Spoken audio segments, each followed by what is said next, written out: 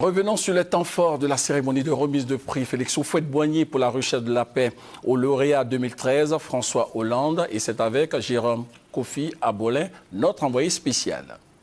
C'est sans avoir été candidat, mais pour son action de paix au Mali que le président français François Hollande a reçu ce mercredi 5 juin 2013 au siège de l'UNESCO à Paris le prix Félix Houphouët-Boigny pour la recherche de la paix après en avoir été désigné lauréat.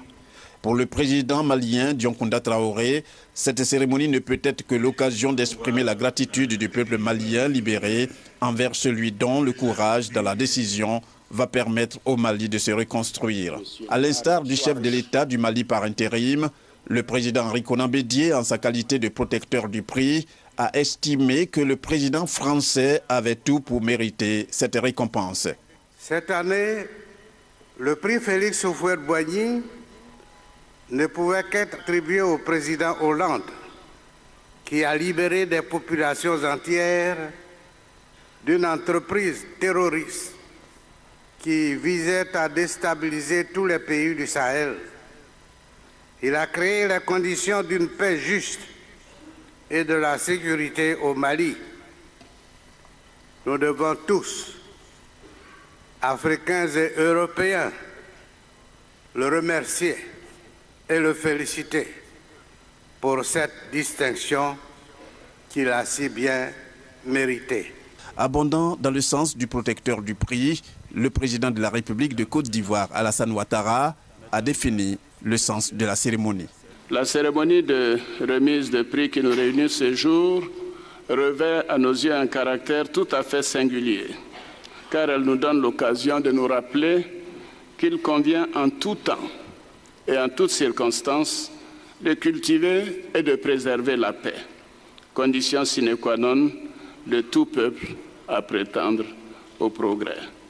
C'est pourquoi, ainsi que nous l'affirmions lors de la dernière remise du prix Félix Houphouët-Boigny en ces mêmes lieux, nous réitérons notre ferme volonté de promouvoir, avec le concours de l'UNESCO et de la communauté internationale, la culture de la paix et du développement humain en Afrique et partout dans le monde.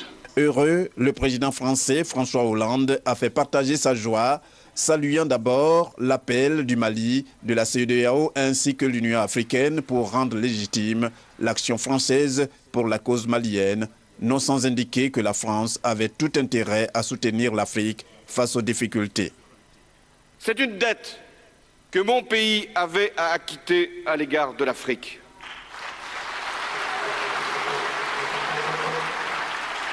Parce que la France ne pouvait pas oublier la participation des soldats d'Afrique à nos côtés lors des 2 dernières guerres mondiales. Non, la France ne pouvait pas oublier les dizaines de milliers d'Africains qui ont laissé leur vie sur les champs de bataille pour la liberté de la France, pour les libertés de l'Europe. Les survivants, et il y en a encore du second conflit mondial, ont été parfois bien mal récompensés, souvent discriminés dans la perception de leur pension. Eh bien, la moindre des choses, c'était de leur porter secours au moment où ils faisaient appel à nous. 150 000 $, soit environ 75 millions de francs CFA, telle est la valeur du prix reçu par le président français qui, pour lui, honore la France. La moitié à une association de femmes au Mali et l'autre moitié à une association française s'occupant des familles des soldats victimes de guerre.